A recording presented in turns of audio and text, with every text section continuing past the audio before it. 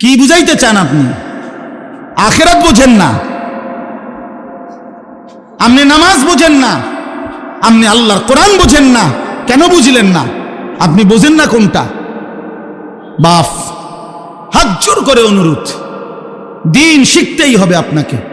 সবাই নিয়ম মাফিক মাদ্রাসার সবগুলো ক্লাস পড়া জরুরি না, কথা বোঝেন নাই, কিন্তু চলনসই আখিরাতে মুক্তি পাবেন এতটুকু দিন শিখা, এতটুকু সূরা কেরাত, দোয়া, কালাম, ওযু, নামাজ, হজ, যাকাত ঠিক করা, এটা জরুরি। এখানে খামখেয়ালি করলে তো আপনি ইউনিভার্সিটি পড়েন, কোনো আপত্তি নেই, একেবারে হিমালয় পর্বতের উচ্চতা পর্যন্ত যুবক, তোমার সার্টিফিকেট হোক, কোনো মানা নাই। তোমার সার্টিফিকেট পৃথিবীর সবচেয়ে বড় সার্টিফিকেট হোক, কোনো মানা নাই। আল্লাহর কোরআন পড়তে পারো না কেন? 16 বছরে মুসলমান সন্তান কিংবা বাপ কারো মনে পড়লো না আল্লাহর কোরআনের কথা? কি নাফরমান ওই বাপ, কি নাফরমান ওই সন্তান, যে বাপেরও কোনোদিন মনে পড়লো না আমি সন্তান, আমার মুসলমান, 16টা বছর আমি এই সন্তানের পিছনে কত লক্ষ কোটি টাকা খরচ করলাম, অথচ আমার সন্তান আল্লাহর কোরআন পড়তে পারে না। এই সন্তানও বলল না একটাবার, আমারে আপনি কি ফরাইলেন বাপ, আমি কেন আমার মালিকের কালাম পড়তে পারি না? বলেন, বলেন আমার কথা, ইনসাফ করে জবাব দেন, বিবেককে প্রশ্ন করেন। এই মাদ্রাসাগুলো চারদিকে হচ্ছে, আপনারা ভাইবেন না। আপনাদের এক সহজ হিসাব, আপনি বলবেন শুধু এত মাদ্রাসা হচ্ছে কেন? আপনি বলতে পারবেন শুধু এত মাদ্রাসার কি দরকার? আপনার দরকার না থাকুক, আর শাজিমের মালিকের দরকার, আসমানওয়ালার দরকার দেখে বানাইছে। যিনি তৌফিক দিছে তিনি বুঝেই তৌফিক দিছে। অতএব এটা জরুরি বিষয়, আগামীর দিন, আগামীর ইসলামের জন্য, আগামীর পৃথিবীর জন্য ইনশাআল্লাহ আমরাও আশাবাদী। মুসলমানের মহল্লাকে মহল্লায় এই পরিমাণ মাদ্রাসা আলহামদুলিল্লাহ হইছে যে এই সময়ে বাপ আমার হাত জোর করা অনুরোধ, হাতের নাগালে মাদ্রাসা, হাতের নাগালে কোরআন শিখার সহজ ব্যবস্থা, এই অবস্থায় যদি কোরআন অশুদ্ধ নিয়ে কবরে যান, আল্লাহর কসম আপনি আগের আমলের মানুষের চাইতে ফিডা বেশি খাবেন। আমার কথাটা আগে 10 গ্রাম মিল্লা হয়তো 100 মাইল দূরে মাদ্রাসা ছিল, সবাই হয়তো বলতে পারে আমার সুযোগ ছিল না, যাইতারি নাই। এখন কি কইবেন? এখন কি বলবেন? এই রাস্তার থেকে ওই মাসা পর্যন্ত কয়টা মাদ্রাসা, রাস্তার দোনো পাশে, এখন আপনি কি বলবেন? এখন কোন যুক্তিতে এই 10 হাত পর্যন্ত গিয়েও 10টা সূরা ঠিক করতে পারলেন না? বলেন ভাই, কোনো জবাব দিতে পারে? আমরা বলি না স্কুল ছেড়ে দাও, বলি না কলেজ ছেড়ে দাও, একটু সময় বাইর করো, শুক্রবারে একটু সময় দাও, শনিবারে একটু সময় দাও, একটু সময় হোক না। আল্লাহর কোরআন সহজ, আল্লাহর কোরআন সহজ। আপনার ছেলেটাকে কোরআন থেকে কেন বঞ্চিত করলেন? আল্লাহ থেকে বঞ্চিত করে তারে সুখ দিবেন কেমনে? রাসূল থেকে বঞ্চিত করে তারে সুখ দিবেন কেমনে? এই বাপ, কার হাতে তুলে দিয়ে গেলেন তারে? কার হাতে? আপনি তো কবরে চলে যাবেন, আগামী সন্তানটাকে কার হাতে দিয়ে গেলেন? আগামীর পৃথিবী ঈমান আর কুফরের পৃথিবী। মনে রাখে, এই বাংলাদেশের শুধু 2-4টা দল নিয়ে হিসাব করলে হবে না। গ্লোবালাইজেশন, এখন পৃথিবী, এই গ্রাম যেমন পৃথিবীর শেষ মাথা তেমন, একরকম হিসাব। এটার এই বিশ্বায়ন বলে, গ্লোবালাইজেশন বলে, অর্থাৎ সারা পৃথিবী এখন বিশ্বগ্রাম। গ্লোবালাইজেশন মানে কি? বিশ্বগ্রাম মানে সারা পৃথিবী এক গ্রাম, সারা পৃথিবী ফরিদপুর। তার মানে এখানে বসেই এখন সারা পৃথিবী একসাথে দেখা যায়, তাকানো যায়।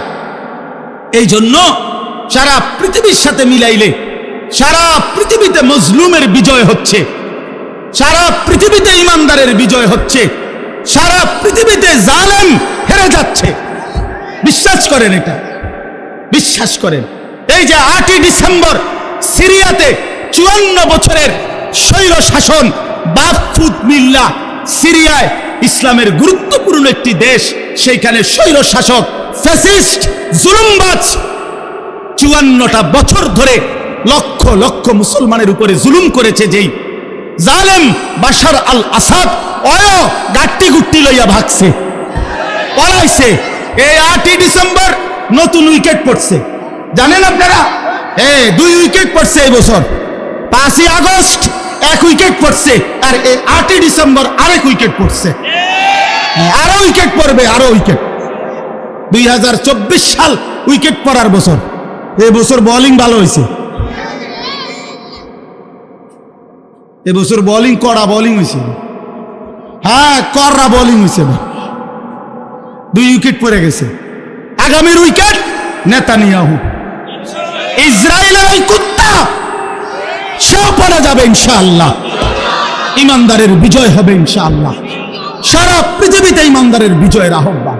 ওই সমস্ত ভারত, ওদের ওই সমস্ত ফালতু কথা, 130 কোটি না বেটা, তারা বেঈমান।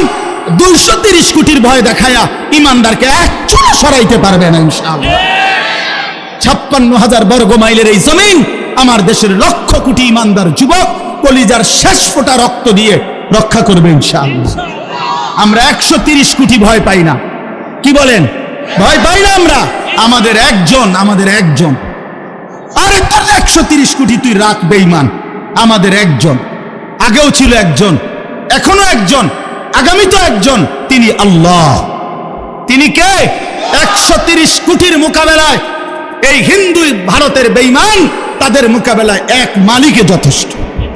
আলু দিবে না, পেঁয়াজ দিবে না, হাতের আব্বার পেঁয়াজ, মোদির আব্বার পেঁয়াজ। হ্যাঁ, তোর বাপের পেঁয়াজ বেঈমান। আলু দিবি না, পেঁয়াজ দিবি না, তোর বাপে খাওয়ায় পেঁয়াজ, তোর তার বাবার পেঁয়াজ না এগুলা। তাদেরকে 130 কোটি বেঈমানকে যে চাল ডাল আলু পেঁয়াজ যিনি খাওয়ায়, তিনি তো আমার আল্লাহ বেটা। তোদের কি বেটা? তোদের মূর্তি ছাড়া আছে কি? আল্লাহ যিনি তাদেরকে খাওয়ায়, তিনি আমার আল্লাহ না? তো আমার আল্লাহ তোরে খাওয়ায়, তুই আমারে দমক দেস। এই বেকুব মন্ডাসায় গিয়া কই নেই, বলে কি এগুলো? এজন্য বন্ধু আমার, আমি অনুরোধ করলাম, চারিদিকে নওজোয়ান, ইমানের বিজয়, কালেমার বিজয়। ইনশাআল্লাহ বাংলাদেশেও কালেমার বিজয় হবে ইনশাআল্লাহ। এই জমিনেও হকের পতাকা উড়বে, কালেমার পতাকা উড়বে ইনশাআল্লাহ। কোন সন্দেহ, আমি থাকি বা না থাকি, এটা কোনো দেখার বিষয়, এটা কোনো দেখার বিষয়। নবী সাল্লাল্লাহু আলাইহি ওয়াসাল্লাম বলেন যে আল্লাহর কসম, তোমার দ্বারা একজন ব্যক্তি আল্লাহর পথ পাওয়া গোটা আরবের সমস্ত দামি উট তোমাকে হাদিয়া দেওয়ার চাইতেও উত্তম। রজুলান ওয়াহিদা, একজন মাত্র। তাহলে এর দ্বারা বোঝা গেল একজন মানুষের পরিবর্তনের আশাতেও বলা উচিত, চেষ্টা করা উচিত যে হোক আমার জিন্দিগির মেহনত দ্বারা আল্লাহর একজন বান্দাই আল্লাহর পথে ফিরছে। আমার আখিরাতে নাজাত দরকার, আমার পরকালের মুক্তি দরকার। সারা পৃথিবী চিনলেও কিছু যায় আসে না, না চিনলেও কিছু যায় আসে না। মানুষের কাছে এই পরিচিতি দিয়ে তেমন কোনো ফায়দা নেই, উল্লেখযোগ্য কিছুই নেই। মনে করেন কোরআনুল কারীমের মধ্যে 25 জন নবীর নাম আছে, একবারে গুনাহ। এখন নবী রসুল কি 25 জন? তুইলে 1.25 লক্ষ আম্বিয়া কেরাম, তো বাকিদের তো নাম নেই, কেউ জানে না। অন্যান্য কিতাবে খুঁজলে আরো নইলে 2-4-20 জনের নাম পাওয়া যাবে। তা তাইলে লক্ষের চাইতে বেশি নবী রসুলের নাম তো পৃথিবীর কেউ জানে না। তাইলে ওনারা কি ব্যর্থ? ব্যর্থ। আমাদের প্রিয় নবী সাল্লাল্লাহু আলাইহি ওয়াসাল্লাম তিনি যখন বিদায় হজ্জের মাঠে ইন্তেকালের পূর্বের বছর আরাফাতের ময়দানে হজের খুতবা দিছেন, তখন নবী সাল্লাল্লাহু আলাইহি সাল্লামের সামনে 1.25 লক্ষর বেশি সাহাবী ছিল। তাহলে 1.25 লাখ সাহাবী, এই বিপুল পরিমাণ সাহাবীর নাম পৃথিবীর কোনো কিতাবে নেই। 5000 সাহাবীর নামও পৃথিবীর কোনো কিতাবে নেই, কোনোখানে নাই। সর্বোচ্চ 313 জন সাহাবী বদরের যুদ্ধে যারা অংশগ্রহণ করছেন উনাদের নাম একসাথে পাওয়া যায় আছে। আরো বাকি মিলাইয়া তো মনে করেন 2000-এর নাম বা 5000-এর নামে তালাশ করে পাইল, তো বাকিদের নাম কই? বাকিদের নাম পৃথিবীর কোনো কিতাবেও নাই, কেউ জানেও না। তাইলে এখন এই বাকি সাহাবী যাদের নাম এখন পৃথিবীতে নাই, কেউ জানে না, তো ওনারা কি ব্যর্থ? ব্যর্থ। এই কথাটাই বলতে চাচ্ছি। মূলত সফলতা কিংবা ব্যর্থতার জন্য মানুষের কাছে পরিচিতি কোনো বিষয় না। সফলতা কিংবা ব্যর্থতার জন্য মহান আল্লাহ পাকের কাছে আমার ফায়সালা কি হইছে সেটা বিষয়। ফামান যুহজিহা আনিন নারি ওয়া উদখিলাল জান্নাহ ফাকাদ ফাজা। সরাসরি কোরআনের আয়াত।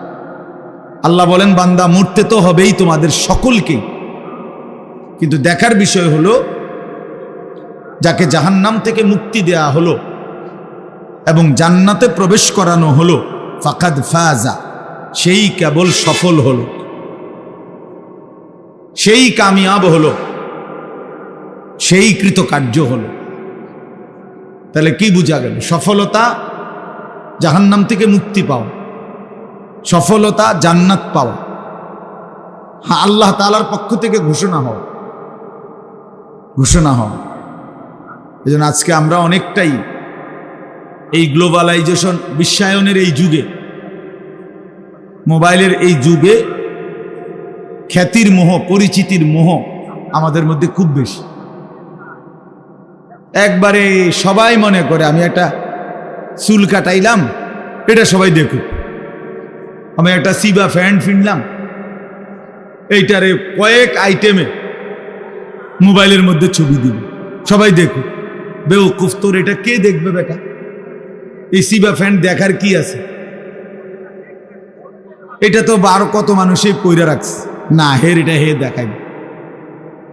মোটর সাইকেলের সামনে সাইডে কাইট হইয়া, সিট হইয়া, ঠ্যাঙ্গালগি দিয়া বিভিন্ন মডেলে তার দরকার মানুষের কাছে পরিচিতি, যে কোনো আইটেমে হোক।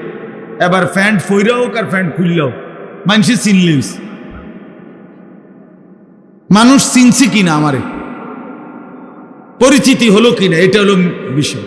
এই যে খ্যাতির, পরিচিতির মোহ, আকর্ষণ, এটা আমাদেরকে বরবাদ করে দিচ্ছে, আমাদেরকে শেষ করে দিচ্ছে। এই জন্য বাপ একজন হোক, একজনের জন্য আল্লাহর কথা দিল দিয়ে বলা উচিত। কেউ যদি 10,000 মানুষের সামনে বয়ান করে আর কেউ যদি 10 জনের সামনে বয়ান করে, মনে রাখতে হবে কোনোটাই সফলতা ব্যর্থতার মাপকাঠি না। 10,000 লোক হইলে সফল, 10 জন হইলে ব্যর্থ, এমন কথা কোরআন সুন্নাহর কোথাও নাই। ইসলামের মধ্যে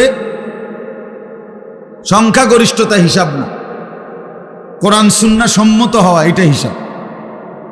গণতান্ত্রিক পদ্ধতিতে সংখ্যাগরিষ্ঠতা হইল মূল বিষয়। 51 জন আপনার ভোট দিছে একজনকে, এবারে তারা অর্ধশিক্ষিত হোক অথবা একেবারে অশিক্ষিত হোক, তো 50 জন বুদ্ধিমান বিবেকবান আরেকজনকে ভোট দিছে, এরপরেও 51 জনের ভোট যিনি পাইছেন উনি জিতছে। কারণ এখানে সংখ্যা বেশি, একজন বেশি। এখানে যোগ্যতা বিষয় না, এখানে মূল বিষয় হলো ভোট একটা বেশি। এটা হলো এই গণতান্ত্রিক পদ্ধতির একটা ব্যর্থতা। এখানে উপযুক্ত ব্যক্তি নির্বাচনের সুযোগ কম, এখানে ভোট হিসাব, সংখ্যা হিসাব, গরিষ্ঠতা হিসাব। কিন্তু ইসলামের মধ্যে, কোরআন সুন্নাহর মধ্যে এইটা হিসাব নেই।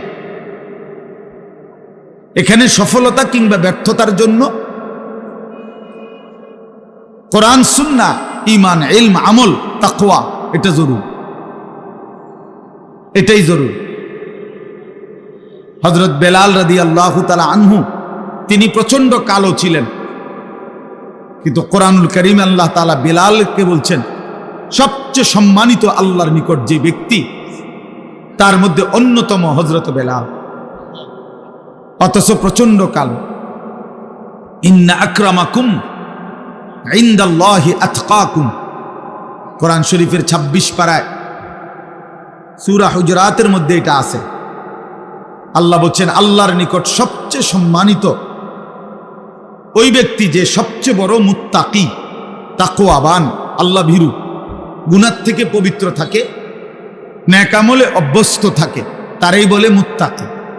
এক্ষেত্রে সবচেয়ে বড় মুত্তাকি যে সবচেয়ে বেশি আল্লাহ ভীরু, গুনাহ থেকে মুক্ত, আল্লাহর ইবাদতে অভ্যস্ত, সে আল্লাহর নিকট সবচেয়ে দামি। তাফসীরের মধ্যে আছে এই আয়াত নাজিল হয়েছে হযরত বেলালের প্রশংসা, হযরত বেলালের জন্য প্রথম সম্বোধন উনাকে করছেন আল্লাহ, যে বেলাল আমি আল্লাহর নিকট সবচেয়ে দামি। তাহলে কালো নিগ্রু মানুষ তাকওয়ার কারণে, ঈমানের কারণে আল্লাহর কাছে সবচেয়ে দামি। আর এই যে আবু লাহাব, নবী সাল্লাল্লাহু আলাইহি সাল্লামের চাচা, এই বেটার মূল নাম হলো আব্দুল উজ্জা। এই আবু লাহাব তার মূল নাম না, তার নাম হলো আব্দুল উজ্জা, উজ্জার গোলাম। উজ্জা একটা মূর্তির নাম, দেবতা, ওই কুরাইশদের ছিল। কিন্তু সে এত বেশি সুন্দর ছিল, একেবারে টকটুকা লাল সুন্দর, বেশি সুন্দর আছিল। এই জন্য লোকেরা তাকে বলতো আবু লাহাব, একেবারে লালের বাপ, সুন্দরের বাপ, সুন্দরের আব্বা। কিন্তু সে হলো চিরনিকৃষ্ট জাহান্নামী। তাহলে চেহারায় তো সবচেয়ে সুন্দর, কিন্তু পরিণতি তো জাহান্নামী, নিকৃষ্ট। চেহারায় তো একদম কালো বেলাল, কিন্তু পরিণতি তো আল্লাহর কাছে সর্বোচ্চ দাম। তাহলে কি বোঝা গেল? এখানে বাহ্যিক এটা বিষয় না, ঈমান, ইলম, তাকওয়া এটা মূল বিষয়। তা আমার আপনাদের কাছে বলার উদ্দেশ্য হলো সব সময় এটা মনে রাখবেন, আল্লাহর কথা, কোরআন সুন্নাহর কথার প্রতি মনোযোগী হবেন। তিনি যেই বলুন, আপনার মসজিদের ইমাম, ওনারে কেউ না চিনুক, শুধু আপনারা কয়েকজনে চিনেন, আলহামদুলিল্লাহ, ওনার কথাই মনোযোগ দিয়ে শোনেন। উনি মুরব্বী, বয়স্ক আলেম, তো ওনার কথাই মনোযোগ দিয়ে শোনেন। ওলামায়ে কেরাম তার পরিচিতি কম হোক, আপনি তার কথা শুনেন, আল্লাহর কথা, তাইলে বোঝা যাবে আপনি আসলে আল্লাহর কোরআনের প্রতি আগ্রহী। আর নয়তো উনারে এখন সবাই চিনে, উনি আইলে আমি যাম, উনি ওয়াজ করলে আমি শুনবো, তাইলে তো এটা ব্যক্তির মোহ হইল, নির্ধারিত ব্যক্তির মোহ হইল। আল্লাহর কোরআনের প্রতি আমি ফিরলাম কোথায়? এই জন্য এটা খেয়াল করা, নিজ মহল্লার ওলামায়ে কেরাম, নিজ মসজিদের ইমাম সাহেবের বয়ান, ওলামায়ে কেরামের প্রত্যেকের নসিহত দিল দিয়ে শোনা উচিত। 2 লাইনের কথার মধ্যেও হয়তো আমার জিন্দিগির বহুত বড় খোরাক আছে, সবক আছে। এক শব্দের মধ্যে ইসলামের ইতিহাসে আমরা কিতাবে পড়ছি, এমন বহু ব্যক্তি ছিল যারা নবী সাল্লাল্লাহু আলাইহি সাল্লামের হাদিস এক লাইন শুই না অন্ধকার জীবন ছেড়ে আলোর পথে চলে আসছে। আল্লাহর কোরআনের একটি আয়াত শুনে এমন অসংখ্য মনীষীর জীবনে আছে যারা জীবন বদলায় ফেলছে, জীবন বদলায় ফেলছে। একজন বিখ্যাত মুহাদ্দিস আলেম ছিলেন মুহাম্মদ ইবনে মাসলামা আল কানাবি রাহমাতুল্লাহি আলাইহি, অনেক বড় মুহাদ্দিস। তো উনি বাজারের মধ্যে সন্ত্রাসী, বাজারে চাঁদাবাজি করতেন, উগ্র ছিল, বখাটে ছিলেন, বন্ধু বান্ধব নিয়ে নেশা করতেন, আড্ডা দিতেন এবং বাজারে উচ্ছৃঙ্খল আচরণ করতেন। একদিন ওই বাজারের পাশ দিয়ে একজন বড় মুহাদ্দিস আলেম যাইতেছিলেন, ইনি তারে টিটকারি কইরা বলছে, এই হুজুর খারান, চাই আপনি কি হাদিস জানেন বলেন দেখি, একটা হাদিস বলেন। তো এইটা বলাতে ওই আলেম ইমাম শুবা রাহমাতুল্লাহ আলাইহি উনি নিয়ত করলেন মনে মনে যে আল্লাহ, তোমার বান্দাকে দেখেই বোঝা যাইতেছে উশৃঙ্খল, বখাটে, কিন্তু শুনতে তো চাইছে আপনার বন্ধুর হাদিস। টিটকারি করে একক, মস্কারি করেই বলুক, হাদিস তো শুনতে চাইছে। আমি একটা হাদিস বলি, আপনি বরকত দিয়েন। এই কথা বলে বলছে, যুবক শুনো, নবী সাল্লাল্লাহু আলাইহি ওয়াসাল্লাম বলছেন, ইজা লাম তাস্তাহি ফাসনা মা শি'তা। যখন কারো লজ্জা নাই, শরম নাই, তো এবার তুমি যা ইচ্ছা তাই করো। যার হায়া নাই, যার শরম নাই, সে যা ইচ্ছা তাই করুক। নবী সাল্লাল্লাহু আলাইহি সাল্লাম বললেন, আমি জানি না, যা তোর যা মন চায় তাই কর, যেহেতু তোমার কোনো লজ্জাই নেই, হায়াই নাই, শরমই নাই। এইটা রাসূলুল্লাহ সাল্লাল্লাহু আলাইহি ওয়াসাল্লামের হাদিস। এই কথা বলে তিনি চলে গেলেন। এই যুবক মুহাম্মদ ইবনে মাসলামা ওইখানেই বসে রইলেন। তো সাথের বন্ধুরা বললেন, উস্তাদ উঠতেন না, চলেন।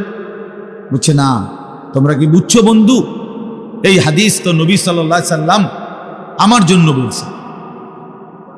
আমি তো লজ্জা নাই, শরম নাই, যার ফলে যা মন চায় তাই করি,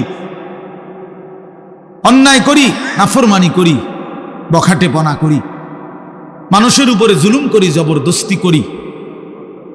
কাজে আমার কোনো চরিত্র নাই, আমার কোনো হায়া নাই, এজন্যই তো আমি যা ইচ্ছা তাই করি। তো রাসূল সাল্লাল্লাহু আলাইহি সাল্লাম তো এই তিরস্কার আমারে করছেন, যাও ছেড়ে দিলাম অন্ধকার এই রাস্তা। এই এক কথার উপরে পরবর্তীতে উনার কাছে গেছেন ওই ইমাম শুবা, ওই যিনি বলছিল হাদিসটা, উনার কাছে গিয়ে উনার ছাত্র হয়ে হাদিস শিখে ওই জামানার সর্বশ্রেষ্ঠ মুহাদ্দিস হয়েছে। এই এক কথায় জিন্দেগি বদলে গেছে, এক হাদিস জীবন পাল্টায় দিছে। এই জন্য বাপ, আল্লাহর কথা দিল দিয়ে শুনবেন। নিজ মহল্লার ইমাম সাহেব, ওলামায়ে কেরাম, প্রত্যেকের কথা দিল দিয়ে শুনবেন। আসরের পরে বলুক সেটাও দামি, জোহরের পরে বলুক এটাও দামি, 20 মিনিট বলুক এটাও দামি, 2 ঘন্টা বলুক এটাও দামি। প্রত্যেকের কথাকেই আল্লাহর কথা যখন বলে দামি মনে করা উচিত, তাইলে বরকত হয় নিজের মধ্যে। আর নাই তো শুধু ব্যক্তি বিশেষের মোহ হইলে এটার মধ্যে জিন্দেগি হয় না। আল্লাহ আমাদেরকে বুঝার তৌফিক দান করেন। মোবাইল যাদের হাতে আছে, দয়া করে এই হাতের মোবাইলটা নিয়ে ব্যস্ত না হইলে ভালো। এইটা নিয়ে আপনি রেকর্ড করলো হাতে ধইরা কাম হইতো না, আপনার জীবনে সদর বদরেই যাবে। এই মোবাইলের ব্যস্ততা, এটা দিলের মধ্যে সারাক্ষণ খসখস করে, সারাক্ষণ অন্তরের মধ্যে এই কথাই আসা যাওয়া করে যে মোবাইলে উঠতেছে কিনা, আওয়াজ ক্লিয়ার কিনা, রেকর্ড সুন্দর হচ্ছে কিনা, ইত্যাদি ইত্যাদি। ফলে আর আসলে এই বেচারা নিজের জন্য কিছুই বুঝে না। যেমন আছে অপদার্থ, এমন অপদার্থই থাকে যায়, বদলায় না।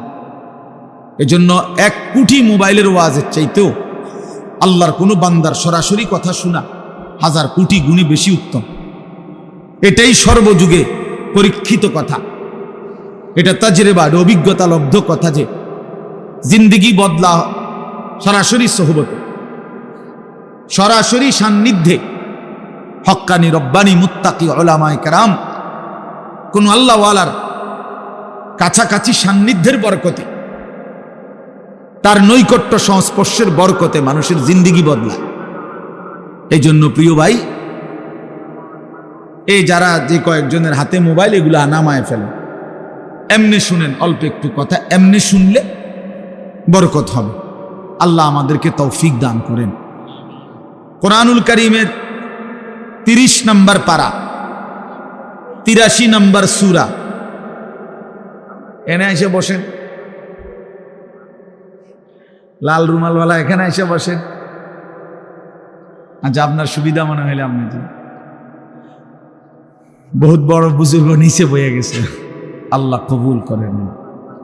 83 নম্বর সূরা কোরআনুল কারীমের 30 নম্বর পারা। সূরাটার নাম হলো তাতফিফ, মুতাফফিফিন। তাতফিফ এই সূরার নাম। 83 নম্বর সূরা, 30 নম্বর পারা। আমি এই সূরার 5টা আয়াত আপনাদের সামনে তেলাওয়াত করেছি। 22, 23, 24, 25, 26, 5টা আয়াত। মোট সূরার মধ্যে 36টা আয়াত, ছোট সূরা। এই সূরার মাঝখান থেকে এই 5টি আয়াত তেলাওয়াত করেছি। ইনশাআল্লাহ আর অল্প একটু সময়ে আমরা এই 5টি আয়াত এবং প্রাসঙ্গিক সামান্য কিছু কথা আরজ করতে চাই। আল্লাহ তাআলা আমাদেরকে তৌফিক দান করেন। প্রথম কথা হলো সূরাটার নাম হলো তাতফিফ। এই শব্দটা বুঝছেন কিনা আগে কোন? তাতফিফ বলেন তো। ত দুইবার আর কি, ত আকার তা, ত, তাতফিফ। বড় ফ, ফল লিখতে যেই ফ, ফ দীর্ঘিকার ফি, ফ, তাতফিফ। একটা কারণ আছে কেন এতটা ভাঙ্গা বলল। এটা একটা গুরুত্বপূর্ণ শব্দ এটা কোরআনে। এই তাতফিফ অর্থ হইল ওজনে কম দেওয়া। আরেকটু ব্যাপক অর্থ হইল কোন প্রাপককে তার প্রাপ্য কম দেওয়া। গ্রাহক প্রাপক, যিনি আমার কাছে কিছু পাবে, তাকে আমি যখন দিচ্ছি তখন কমায় দেওয়া, ঠকায় দেওয়া, এটাকে বলা হয় তাতফিফ। এই লোককে বলা হয় মুতাফফিফ, যে ঠকায়, কম দেয়। কোরআনুল কারীমের এই সূরার মধ্যে আল্লাহ তাআলা এই কথাই স্পষ্ট প্রথম আয়াতে বলছেন, ওয়াইলুল লিল মুতাফফিফিন। এই প্রাপককে তার প্রাপ্য যে কম দেয়, ঠকায়, ওজনে কম দেয়, পরিমাপে কম দেয়, আল্লাহ বলেন তার জন্য জাহান্নাম, তার জন্য জাহান্নাম। আল্লাযীনা ইযা তালু আলান নাসি ইস্তাওফুন। আল্লাহ ব্যাখ্যা করে দিতেছে এই তাতফিফ বলতে কি, আল্লাহ নিজেই বুঝাই দিচ্ছে যে এরা হচ্ছে সেই মানুষ যারা নিজেরা যখন নেয় পূর্ণ নেয়, ওয়া ইযা কালুহুম আও ওয়াজানুহুম ইউখসিরুন। কিন্তু অন্যকে যখন মাইপা দেয়, অন্যকে যখন দেয় তখন কমায় দেয়। নিজে নিলে পূর্ণ নেয়, নিজে নিলে 60টাতেই সবসময় হালি, অন্যরে দিলে মাঝে মাঝে 3টাতেও এক হালি। ধরা পড়লে বলে ভাই বেখেয়াল হয়ে গেছে, ভুল হয়ে গেছে। আমাদের গ্রাম অঞ্চলে বলে যে যদি বলেন বেখেয়ালে 5টা হয় না, না এত পাগল না, এত বেখেয়াল না, বুঝেন নাই? পাগল হইলেও এত পাগল না যে 5টায় এক হালি গণব, না না 3টায় গণন যায়, কিন্তু কি হয় না 5টায় গণেন। তার মানে আসলে মূলত বেখেয়াল না, বরং ইচ্ছাকৃতভাবেই কি করছিল, একটা কম দিছিল। এই মুতাফফিফ, ওজনে কম দিল। ইসলামের ইতিহাসে আপনারা এই কথাগুলো মনোযোগ দিয়ে শুনলে আমারও ভালো হবে, আপনাদেরও ভালো হবে। ইসলামের ইতিহাসে আল্লাহ তাআলা কতগুলো জাতিকে পৃথিবীর ইতিহাসে চূড়ান্ত আযাব দিয়ে একেবারে পুরা কওম, পুরা জাতি ধ্বংস করে দিছে। অবাধ্য জাতি পৃথিবীর ইতিহাসে এরকম উল্লেখযোগ্য কিছু জাতি আছে, কোরআন শরীফে আছে। বিশেষ করে যেমন নূহ আলাইহিস সালামের কওম, যাদেরকে আল্লাহ তাআলা পানিতে ডুবাইয়া একবারে পুরা কওম শেষ করে দিছে। হযরত হুদ আলাইহিস সালামের কওম, কওমে আদ, এদেরকে আল্লাহ তাআলা ঝড়ো বাতাস দিয়ে পুরা জাতিকে ধ্বংস করে দিছে। হযরত লূত আলাইহিস সালামের কওম, সম্প্রদায়, এদেরকে আল্লাহ তাআলা জমিন উল্টায়া জিন্দা মাটির নিচে, সাতবক জমিনের নিচে ফেলে আশ্রয়া শেষ করে দিছে পুরা জাতি। হযরত সালেহ আলাইহিস সালাম, কওমে সামুদ, আল্লাহ তাআলা এদেরকে, এই নবীর জাতিকে ফেরেশতার বিকট চিৎকার দিয়ে, মানে একজন ফেরেশতা ফজরের ওয়াক্তে আসছে ওই কওমের উপরে, এসে একটা চিৎকার মারছে, একটা চিল্লানি দিছে ফেরেশতা, একটা বিকট আওয়াজ, এক আওয়াজে পুরা কওম একেবারে কোলের বাচ্চা, পেটের বাচ্চা, জোয়ান বুড়া উপুর হইয়া পইরা এই ঘুমন্ত অবস্থায় জীবনের তরে শেষ হয়ে গেছে। কোরআন শরীফে আছে। আরেকটা জাতি উল্লেখযোগ্য, শুআইব আলাইহিস সালামের কওম। শুআইব আলাইহিস সালাম হযরত মূসা আলাইহিস সালামের শ্বশুর। এই শুআইব আলাইহিস সালামের জাতীয় অবাধ্য ছিল। আল্লাহ তাআলা এদেরকেও ফেরেশতার বিকট চিৎকার দিয়ে ধ্বংস করে দিস পুরা কওম। এখন আমি কি বলতে চাই? আমি বলতে চাই এই প্রত্যেকটি অবাধ্য জাতির চূড়ান্ত এই ধ্বংস যে আল্লাহ করে দিল, এই প্রত্যেকটি অবাধ্য জাতির একটা বড় অপরাধ ছিল বিশেষ। অন্যান্য অপরাধ তো ছিলই, কিন্তু বড়সড় একটা বিশেষ বিশেষ পাপ ছিল। এর মধ্যে একটি জাতি যাদের নাম বললাম, শুআইব আলাইহিস সালামের কওম, কওমে শুআইব। নবী শুআইব আলাইহিস সালামের কওম আল্লাহ তাআলা ফেরেশতার এই বিকট ধ্বনি দিয়ে ধ্বংস করে দিয়েছেন। এদের সবচেয়ে বড় অপরাধ ছিল, পাপ ছিল, এরা ওজনে কম দিত। এইটা এই নবী শুআইব আলাইহিস সালাম জাতিকে হাজার হাজার বার, লক্ষ বার এই কথা ঘুরে ঘুরে বলছে, ওয়াউফুল কাইলা, তোমরা ওজন পূর্ণ করো, কমাইও না। ওয়ালা তানকুসুল মিকিয়াল, হে আমার জাতি ওজনে কম দিও না, ওজনে কম দিও না।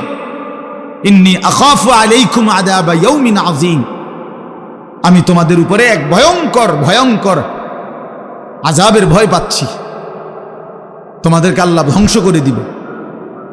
শেষ পর্যন্ত আল্লাহ ধ্বংস করে দিয়েছেন।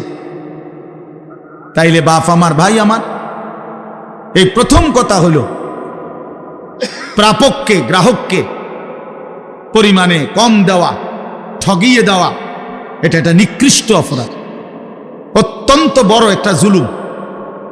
এর কারণে আল্লাহ তাআলা একটি অবাধ্য জাতিকে পুরা ধ্বংস করে দিছে। অতএব এই মন্দ আখলাক আমাদের মধ্যে না থাকা, আমাদের মধ্যে না থাকা উচিত। এবার আসেন আরেকটু ব্যাখ্যা। তাফসীরের মধ্যে আছে, উলামায়ে কেরাম বলেন, বিশেষ করে ইমাম মালিক রাহমাতুল্লাহ আলাইহি ব্যাখ্যা করছেন, সব তাফসীরে আছে যে মানুষের উপরে দুইটা হক, একটা আল্লাহর হক, একটা বান্দার হক।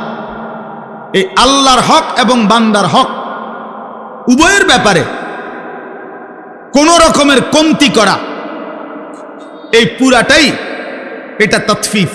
কেউ যদি আল্লাহর হক আদায়ে কমতি করে, ঘাটতি করে, এটাও তাতফিফ। কেউ যদি বান্দার হক আদায়ে কমতি করে, এটাও তাতফিফ। আর উভয়ের জন্য, আল্লাহর হকে ঘাটতি করলে তার জন্য জাহান্নাম, বান্দার হকে ঘাটতি করলে তার জন্য জাহান্নাম, তার জন্য জাহান্নাম। এজন্য এক মুমিন, এক মুসলমান জাহান্নাম থেকে বাঁচতে এটা গুরুত্বপূর্ণ, আল্লাহর হক পূর্ণ করা, বান্দার হকও পূর্ণ করা। ইমাম মালিক রাহমাতুল্লাহি আলাইহি বলতেন, লিকুল্লি শাইইন ওয়াফাউন ওয়া তাতফিফুন, প্রত্যেক জিনিসের একটা পূর্ণ আছে, একটা কমতি আছে। একটা হলো পূর্ণ করা, আর একটা হলো কমতি করা, ঘাটতি করা, তাতফিফ। অতএব আল্লাহর হক আদায়ও যদি কেউ তাতফিফ করে, মানে কমতি করে, তার জন্য জাহান্নাম। বান্দার হক আদায়ও যদি কেউ কমতি করে, তার জন্য জাহান্নাম। আল্লাহর হক অনেক, আমি শুধু একটা বুঝাইতে চাই। এক ওয়াজে আসলে পুরা দিন বুঝানো তো কঠিন, অল্প একটুই বুঝানো। তো আল্লাহর হকের মধ্যে একটা গুরুত্বপূর্ণ হক হলো নামাজ। কি বলেন? নামাজ আল্লাহর হক কিনা বলেন? এই নামাজের মধ্যে কমতি করা, ঘাটতি করা, যে বেনামাজি তার কথা না, সে কোনো আলোচ্য বিষয় না, বেনামাজি যারা নামাজ পড়ে না, ওই কোনো মানুষে না, ওরে কোনো কেউ গণা তো ধরে না, কোরআনের দৃষ্টিতে ওই কোনো মানুষ না। রাসূলুল্লাহ সাল্লাল্লাহু আলাইহি সাল্লামের হাদিসের দৃষ্টিতে যার কপালে সেজদা নাই ওই কোনো মানুষের বাচ্চা না, ওই জানোয়ার। এই জন্য ওরে কোনো হিসাব ধরে লাভ নেই। বেনামাজি ওই কোনো গণার মানুষ না। এই জন্য কোরআন শরীফে আছে, আল্লাহ বলছে ফজরের নামাজে আমার ফেরেশতা এবং আমার ইমানদার বান্দাদের সমাবেশ হয়। তার মানে বেনামাজিকে আল্লাহ তাআলা বান্দাই গণার ধরেন। ধুর তুই পাগল, ফালতু কথা করবে না, তুই 800 ভাত খাইতি ভাত খাবে না, 800 দুনিয়ায় ঘুম যাইতি যা ঘুম যাবে, এটা নাফরমান। 800 পেশাব পায়খানা ধরলে পেশাব পায়খানা করবি, খাইবি, ঘুমাইবি, যৌন চাহিদা পূরণ করবা, খালাস, এরই নাম জিন্দিগি। এ তো জানোয়ারের জিন্দিগি। এক জানোয়ারও গরু ছাগল কুকুর বিড়ালও খায়, ঘুমায়, পেশাব পায়খানা করে, যৌন চাহিদা পূরণ করে। এই জন্য গরু ছাগল কুকুর বিড়ালেরও বাচ্চা কাচ্চা হয় না? তাহলে বোঝা গেল তারও যৌন চাহিদা কি হয়? পূরণ। তাহলে এই জন্য নামাজবিহীন জিন্দিগি মানুষের জিন্দিগি না, বেনামাজি মানুষ না। বেনামাজি চতুষ্পদ জন্তু, শুধু এ দুইটা ঠ্যাং কম, এতটুকুই তফাৎ। মূলত যার কপালে সেজদা নাই সে শয়তান, যার কপালে সেজদা নাই সে রাজিম, অভিশপ্ত। যার কপালে সেজদা নাই তার উপরে কিয়ামত পর্যন্ত আল্লাহর লানত। তিনটাই কোরআন শরীফ থেকে বলছে। আল্লাহ তাআলা ইবলিসকে তিনটা কথা বলছে, ইবলিস তুই আমারে সেজদা দিলি না, আজকের থেকে তুই শয়তান। এর আগে ইবলিসকে শয়তান বলতো না, এর আগে ইবলিস শয়তান ছিল না, সে মুআল্লিমুল মালাইকা ছিল, ফেরেশতাদের শিক্ষক। যেদিন থেকে সেজদা দেয় নাই সেদিন থেকে শয়তান। আল্লাহ বলছে ফাখরুজ ফাইন্নাকা রাজিম, ইবলিস তুই আমারে সেজদা দিলি না, বের হ, তুই অভিশপ্ত, রাজিম। আউযু বিল্লাহি মিনাশ শাইতানির রাজিম। এ আল্লাহ বলছে যেদিন সেজদা দেয় নাই সেদিন থেকে আল্লাহ বলছে তুমি আজকের থেকে ফাইন্নাকা রাজিম, তুমি অভিশপ্ত। আল্লাহ বলছে ওয়া ইন্না আলাইকা লানাতা ইলা ইয়াউমিদ্দিন, ইবলিস তুই আমারে সেজদা দিলি না, আজকের থেকে নিয়ে কিয়ামত পর্যন্ত তোর উপরে আমি আল্লাহর লানত। এজন্য সেজদাবিহীন নাফরমানের উপরে আল্লাহর লানত। কতক্ষণ? প্রতিদিন 2 ঘন্টা। কথা বলেন না?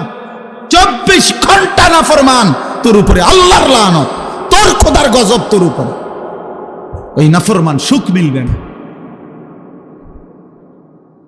বাতের থালায় সুখ না, সোফার খাট পালঙে সুখ মিলে না, দালান বিল্ডিং এ সুখ মিলে না, মোবাইলের ওই নর্তকীর ছবি আর নারীর ছবিতে সুখ নাই।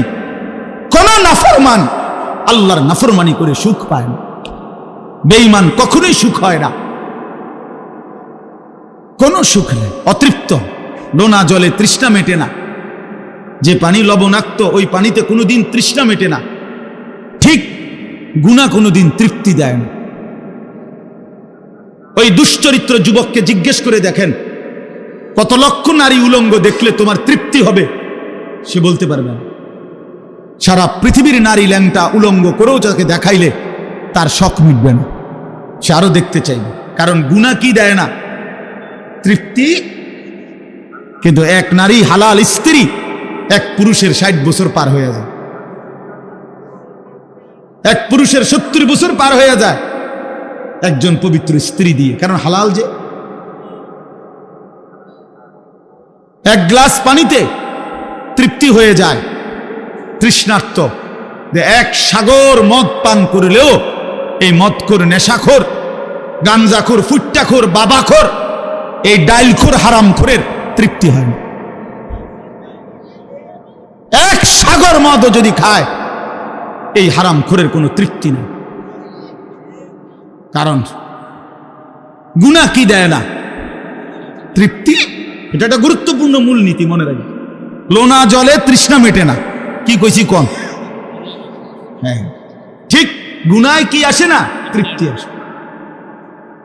তৃপ্তি আসে না। কোন নাফরমান, সুদখোর, এই কিস্তিখোর, হারামখোর, এগুলো একটাও সুখে না। দুনিয়া তারে রাক্ষসের মতো কামড়াইয়া খায়, তার সারাক্ষণ শুধু অস্থিরতাই থেকে যায়। দুনিয়া দুনিয়া লা ইয়ামলা আফাহু ইল্লা তুরাব। আল্লাহ বলে নাফরমানের পেট ভরবে না, মুখ ভরবে না। লা ইয়ামলা আফাহু, তার মুখ ভরবে না, ইল্লা তুরাব, কবরের মাটি মারা পর্যন্ত, কবরের মাটি ফেলা পর্যন্ত তার মুখ ভরবে না। রাসূলুল্লাহ সাল্লাল্লাহু আলাইহি ওয়াসাল্লাম বলছে, গুনাহ তৃপ্তি দেয় না, হারাম তৃপ্তি দেয় না। প্রিয় বন্ধু আমার, নওজোয়ান সাথী আমার, এক ভাইও যদি বুঝে থাকো ভাইয়া, তো আমি তুমি একজনের জন্যই মনে করো বললাম, গুনাহ তৃপ্তি দেয় না। সারা রাত অশ্লীল উলঙ্গ ছবি, মোবাইলের এই নাচ গান, এটা কশ্চিন কালেও সুখ দিবে না। বেপর্দা নারী একটাও সুখে নাই। দেখেন বেডিরে জিগান যে আপনি যে সাজলেন বাইরে হইলেন, কতজন বেড়ই দেখলে আপনি তৃপ্তি হবে? আপনি একটা হিসাব দেন, সে বলতে পারবে না। এজন্য বেহায়া নারী তৃপ্তি পায় না, স্বস্তি পায় না। কোন গুনাহ আমি করি আর আপনি করেন, কোন গুনাহ কাউকে সুখ দেয়, গুনাহ কাউকে তৃপ্তি দেয় না বাপ, এটা বোঝা উচিত। আল্লাহ আমাদেরকে বুঝার তৌফিক দান করেন। তাইলে বুঝাইতে চাইলাম, তাতফিফ, আল্লাহর হক বান্দার হক, এক্ষেত্রে ঘাটতি করা, এটার জন্য জাহান্নাম। তাহলে নামাজের কথা বলতে গিয়ে বললাম, নামাজ যে পড়ে তার কথা বলছিলাম। বেনামাজি হিসাবে নাই, ওই ফালতুরে কোনো গণাতে ধরে না কেউ। ইসলাম তাকে কোনো মানুষে মনে করে বেনামাজি, ওটা খায় দায় ঘুমায়। কুলু ওয়া তামাত্তাউ কালিলান ইন্নাকুম মুজরিমুন। আল্লাহ বলে নাফরমান, ঠিক আছে, কিছু সময়ের জন্য দুনিয়া খাও, ভোগ করো, বাকি মনে রাখো তুমি কিন্তু পাপী। কথাবার্তা পরে হবে, ফিডা টাঙ্গাইয়া ফিটমু আমি আল্লাহ। তুমি কি মনে করছো? ফায়াউমা ইদিল্লা ইউআযিবু আযাবাহু আহাদ ওয়ালা ইউসিকু ওয়াসাকাহু আহাদ। কোরআন শরীফে আছে নাফরমান, আল্লাহ বলে নাফরমান মনে রাখিস, হাসরের ময়দানে আমি তোকে যেই আযাব দেব, এমন শাস্তি তোরে জীবনে কেউ দেয় নাই। এই আয়াতের অর্থ আপনি দেখে নিন।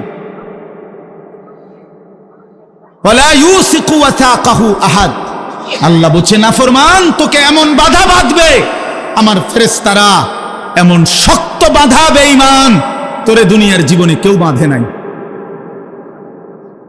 তুই আমার কি ভাবছো বান্দা? তুমি আমারে মনে করছো রহমান, রাহিম, গফফার, গফুর, এগুলোই শুধু শুনছো না? আমি যে জব্বার, আমি যে কাহার, আমি যে আজিজ, আমি যে জুনতিকাম, এগুলো শুনো নাই? আমার যে আরো নাম আছে এটি শুনো নাই? আমি যে কঠিন শাস্তিদাতা, আমি যে চূড়ান্ত প্রতিশোধ গ্রহণকারী, আমি যে খুব দ্রুত হিসাবকারী, এগুলো শুনো নাই? আমি যে প্রবল প্রতাপান্বিত, এটা শুনো নাই? এটা জরুরি, এটা বোঝা জরুরি। মহান আল্লাহ পাক রব্বুল আলামিনের কথা। বান্দা তুমি ভুল কইরো না, দুনিয়া খাও, আমি বাধা দেব না। দুনিয়া আমি নাফরমান পাপী, আমি চতুষ্পদ জন্তু জানোয়ারকেও দুনিয়া খাইতে দেই। ভাইয়া একটু কদ্দুর আগায় বসেন, অল্প একটু, একটু আগায় বসেন, একটু ওই ছেলেরা বসুক, অল্প একটু কষ্ট করছেন আপনারা এতক্ষণ, এখন হেরা আইছে। আলহামদুলিল্লাহ, আল্লাহ সবাইরে কবুল করে। বা আসেন, সবাই আগায় আসেন, তাকাইবেন না, আপনি আগাইলে ওইটা আপনি কীর্তেন পিছন মনে করেন কেউ বসছেন, আপনার কইছি আর কি, আপনি আসেন, আগায় আসেন। মাশাআল্লাহ। তাইলে বাপ, এখানে উদ্দেশ্য হইল আমার বলা, নামাজ যে আদায় করে এই ব্যক্তি তাতফিফ যদি করে, তো আল্লাহর হকের মধ্যে যদি কমতি করে, তার জন্য জাহান্নাম। তার মানে কি? তার মানে হলো তাফসীরে স্পষ্ট আছে, নামাজের মধ্যে যা কিছু করতে হয়, নামাজের তিলাওয়াত, নামাজের তাসবিহাত, নামাজের রুকু, নামাজের সেজদা, নামাজের তাশাহুদ, এগুলোর মধ্যেও যে কমতি করে, ঘাটতি, তা সেও মুতাফফিফ, তার জন্য জাহান্নাম। বুঝছেননি আমার কথাটা? রুকু দেয় দিয়া একটু মাথা আলগি দিয়ে নিচের দিকে জায়গা, এমন ভদ্রলোক দেখছেন কোনোদিন? আমি দেখছি। সেজদা দেয় একটা দিয়া মাথাটা একটু আলগি দিয়ে আরেকটা মারে, দুইটা সেজদা। কার লগে বাটফারি করেন? সিটারি যে কি ধরনের সেজদা দিলেন? মস্কারি করেন? হ্যাঁ, 4 রাকাত সুন্নত করে ফেলছে, মনে 1 মিনিটও লাগছে না। যে কি মেশিন লাগাইলেন? কি মেশিন এটা? জাপানি মেশিন, চায়না তো সম্ভব না এত তাড়াতাড়ি করে। কি মেশিন লাগাইলেন বলেন? আশ্চর্য। 100 দানার তাসবিহ 1 মিনিটে শেষ, উড়ে এলো মেশিন।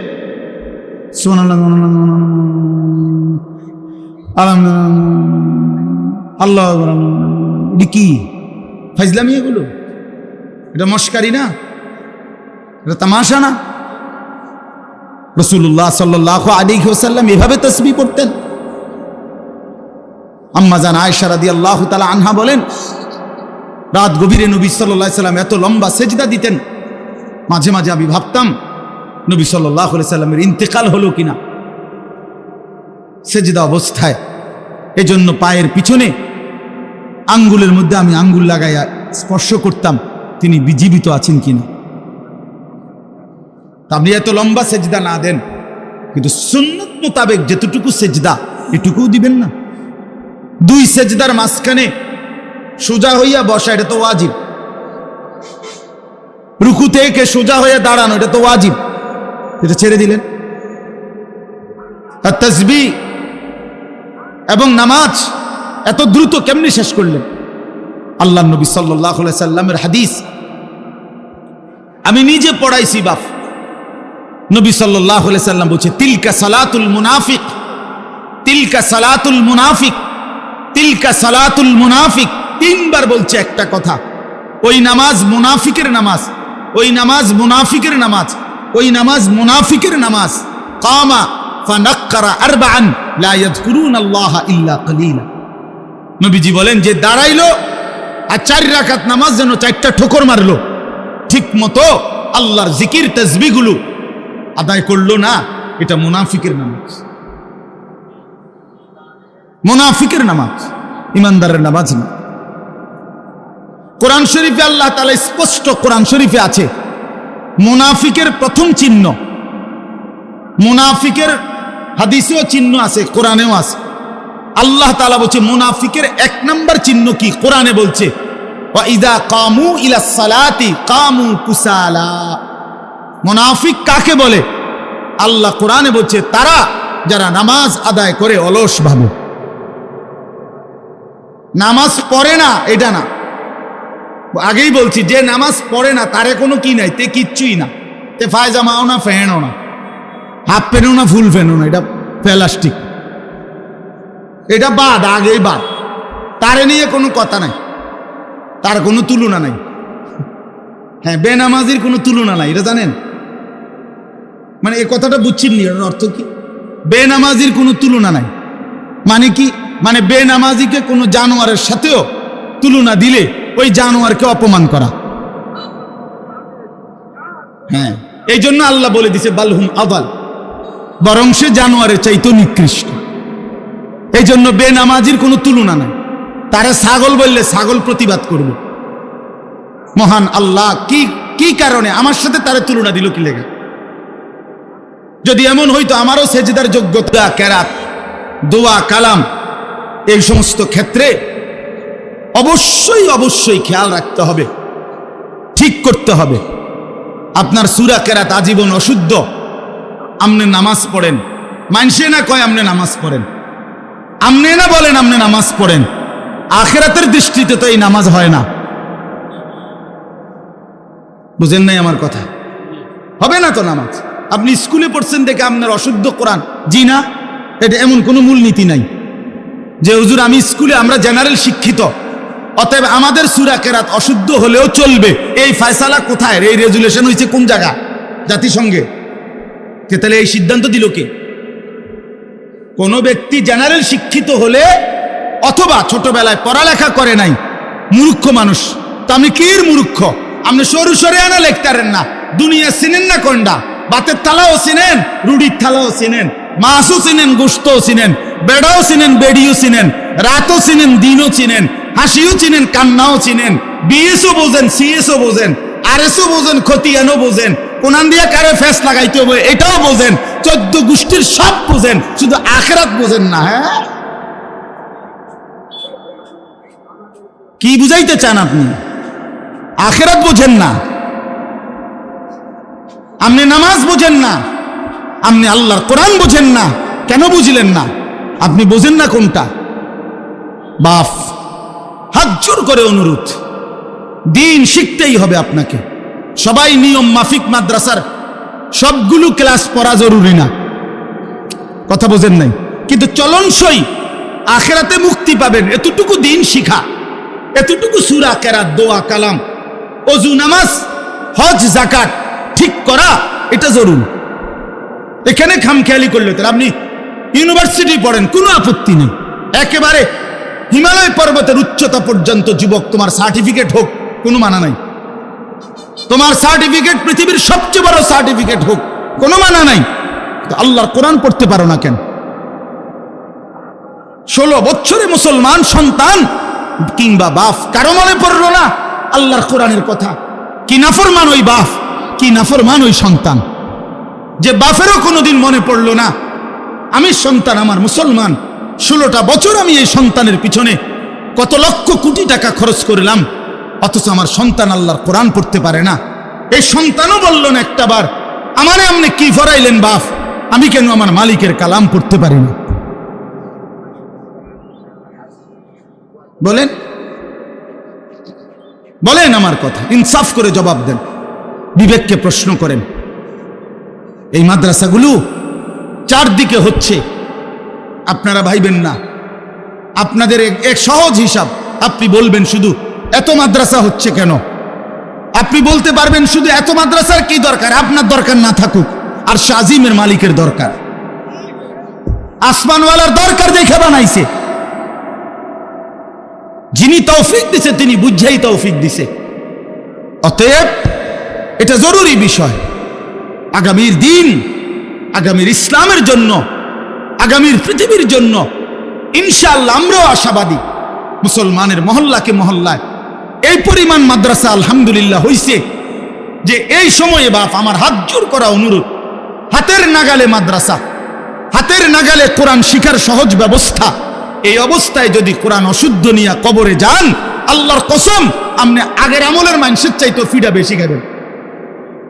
আমার কথাটা আগে 10 গ্রাম মিল্লা হয়তো 100 মাইল দূরে মাদ্রাসা ছিল, সবাই হয়তো বলতে পারে আমার সুযোগ ছিল না, যাইতারি নাই।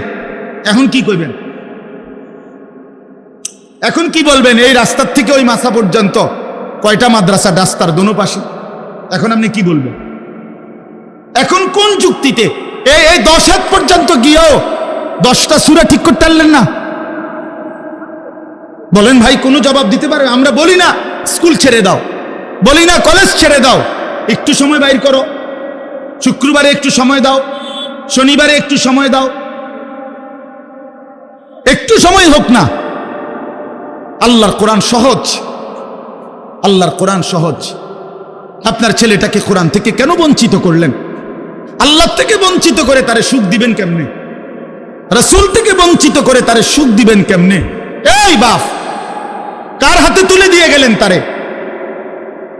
কার হাতে? আপনি তো কবরে চলে যাবেন, আগামী সন্তানটাকে কার হাতে দিয়ে গেলেন? আগামীর পৃথিবী ঈমান আর কুফরের পৃথিবী। মনে রাখে, এই বাংলাদেশের শুধু 2-4টা দল নিয়ে হিসাব করলে হবে না।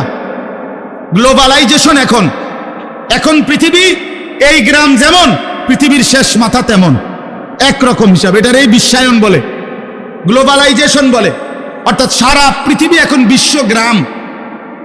গ্লোবালাইজেশন মানে কি? বিশ্বগ্রাম মানে সারা পৃথিবী এক গ্রাম, সারা পৃথিবী ফরিদপুর। তার মানে এখানে বসেই এখন সারা পৃথিবী একসাথে দেখা যায়, তাকানো যায়। এই জন্য সারা পৃথিবীর সাথে মিলাইলে সারা পৃথিবীতে মজলুমের বিজয় হচ্ছে, সারা পৃথিবীতে ইমানদারের বিজয় হচ্ছে, সারা পৃথিবীতে জালেম হেরে যাচ্ছে। বিশ্বাস করেন, এটা বিশ্বাস করেন। এই যে 8ই ডিসেম্বর সিরিয়াতে 54 বছরের স্বৈর শাসন বাথফুত মিল্লা, সিরিয়ায় ইসলামের গুরুত্বপূর্ণ একটি দেশ, সেইখানে স্বৈর শাসক ফ্যাসিস্ট জুলুমবাজ 54টা বছর ধরে লক্ষ লক্ষ মুসলমানের উপরে জুলুম করেছে। যেই জালেম বাশার আল আসাদ অয় গাট্টি গুট্টি লইয়া ভাগছে, পলাইছে। এই 8ই ডিসেম্বর নতুন উইকেট পড়ছে, জানেন আপনারা? 2 উইকেট পড়ছে এই বছর। 5ই আগস্ট 1 উইকেট পড়ছে, আর এই 8ই ডিসেম্বর আরেক উইকেট পড়ছে। আরো উইকেট পড়বে, আরো উইকেট। 2024 সাল উইকেট পড়ার বছর। এই বছর বোলিং ভালো হয়েছে, এবছর বোলিং কড়া বোলিং হয়েছে। হ্যাঁ, কড়া বোলিং হয়েছে। 2 উইকেট পড়ে গেছে। আগামীর উইকেট নেতানিয়াহু, ইসরায়েলের ওই কুত্তা, সেও পড়া যাবে ইনশাআল্লাহ। ইমানদারের বিজয় হবে ইনশাআল্লাহ। সারা পৃথিবীতে ইমানদারের বিজয়ের আহ্বান। ওই সমস্ত ভারত, ওদের ওই সমস্ত ফালতু কথা, 130 কোটি না বেটা, তারা বেঈমান 230 কোটির ভয় দেখায়া ইমানদারকে এক চুলো সরাইতে পারবে না ইনশাআল্লাহ। 56,000 বর্গ মাইলের এই জমিন আমার দেশের লক্ষ কোটি ইমানদার যুবক কলিজার শেষ ফোঁটা রক্ত দিয়ে রক্ষা করবে ইনশাআল্লাহ। আমরা 130 কোটি ভয় পাই না, কি বলেন? ভয় পাই না আমরা। আমাদের একজন। আরে তোর 130 কোটি তুই রাখ বেঈমান, আমাদের একজন। আগেও ছিল একজন, এখনো একজন, আগামী তো একজন, তিনি আল্লাহ। তিনি কে? 130 কোটির মোকাবেলায় এই হিন্দু ভারতের বেঈমান, তাদের মোকাবেলায় এক মালিকে যথেষ্ট। আলু দিবে না, পেঁয়াজ দিবে না, হাতের আব্বার পেঁয়াজ, মোদির আব্বার পেঁয়াজ। হ্যাঁ, তোর বাপের পেঁয়াজ বেঈমান। আলু দিবি না, পেঁয়াজ দিবি না, তোর বাপে খাওয়ায় পেঁয়াজ, তোর তার বাবার পেঁয়াজ না এগুলা। তাদেরকে 130 কোটি বেঈমানকে যে চাল ডাল আলু পেঁয়াজ যিনি খাওয়ায়, তিনি তো আমার আল্লাহ বেটা। তোদের কি বেটা? তোদের মূর্তি ছাড়া আছে কি? আল্লাহ যিনি তাদেরকে খাওয়ায়, তিনি আমার আল্লাহ না? তো আমার আল্লাহ তোরে খাওয়ায়, তুই আমারে দমক দেস। এই বেকুব মন্ডাসায় গিয়া কই নাই, বলে কি এগুলো? এজন্য বন্ধু আমার, আমি অনুরোধ করলাম, চারিদিকে নওজোয়ান, ইমানের বিজয়, কালেমার বিজয় ইনশাআল্লাহ। বাংলাদেশেও কালেমার বিজয় হবে ইনশাআল্লাহ। এই জমিনেও হকের পতাকা উড়বে, কালেমার পতাকা উড়বে ইনশাআল্লাহ। কোন সন্দেহ, আমি থাকি বা না থাকি, এটা কোনো দেখার বিষয়, এটা কোনো দেখার বিষয়। এজন্য আমার এতটুকুই কথা।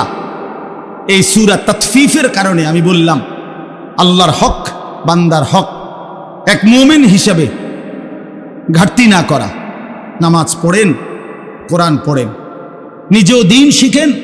90 বছর হোক আর 900 বছর বয়স হোক, আর কোলের বাচ্চা, ছোট বাচ্চা, 6 বছরের বাচ্চা, 7 বছরের বাচ্চা, ছেলে মেয়েকে আল্লাহর কোরআন থেকে বঞ্চিত করেন না।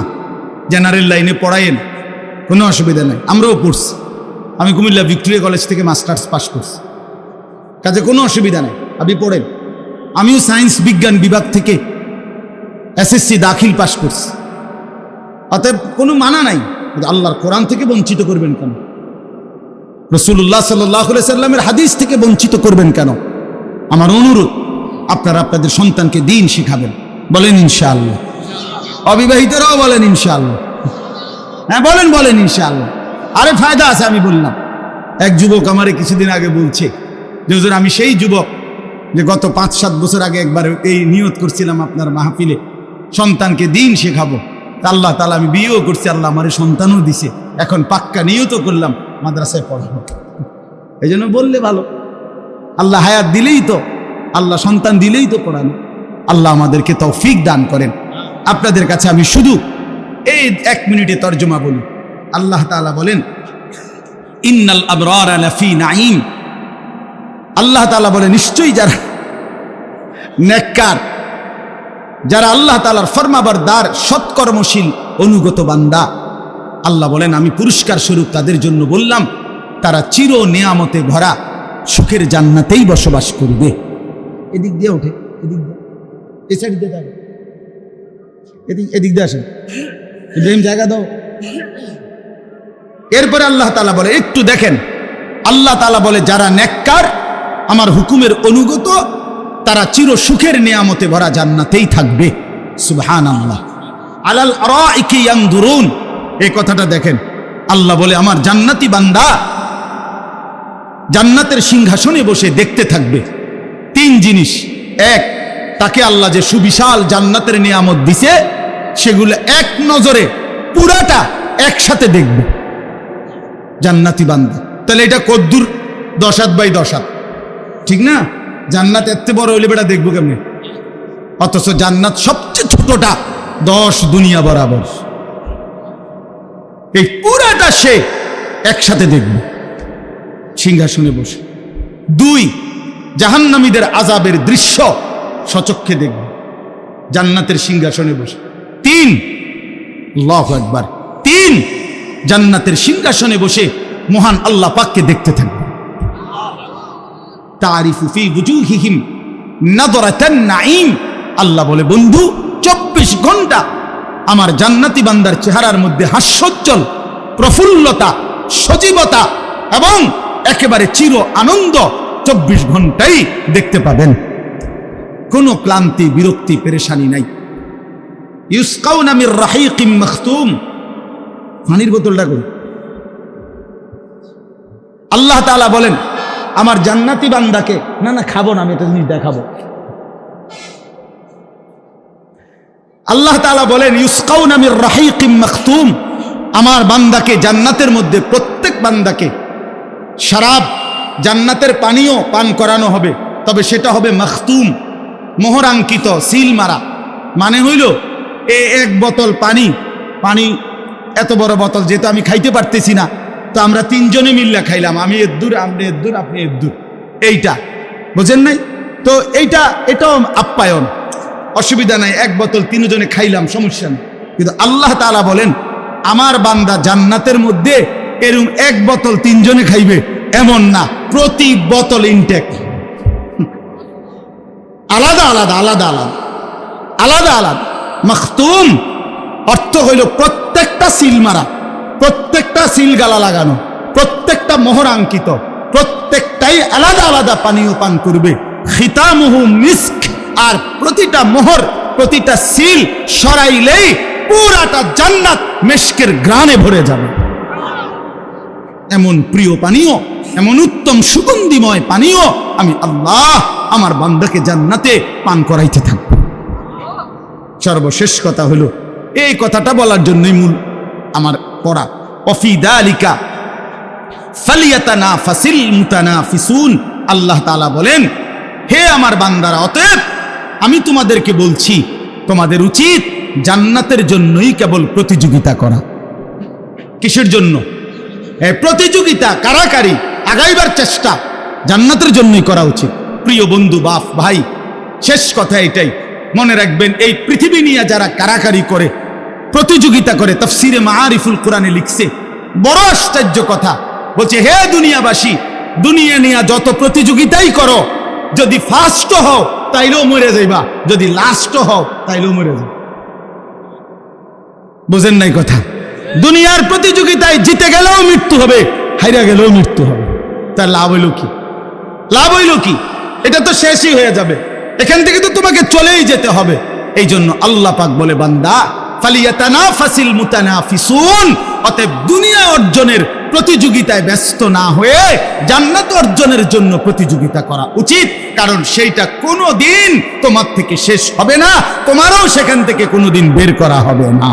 না জান্নাত শেষ হবে, না তোমার মৃত্যু হবে। আল্লাহ আমাদেরকে তৌফিক দান করেন। আল্লাহ তাআলা এই ইকরা ফরিদপুর ইকরা তালিমুল কোরআন মাদ্রাসা আল্লাহ তাআলা কবুল করে নেন।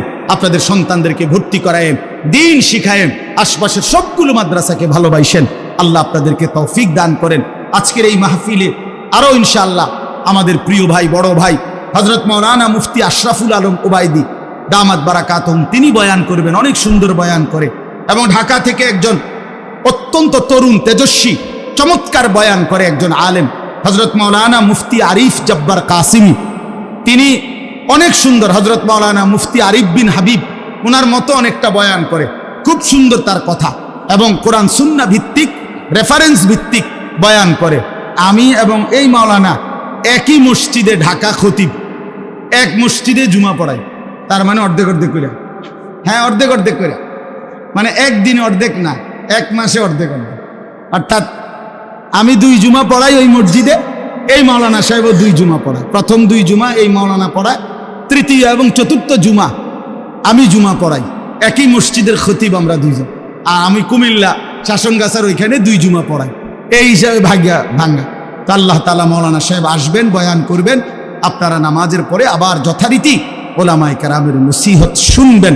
আল্লাহ সবাইকে তৌফিক দেন, কবুল করেন, ভালো করেন।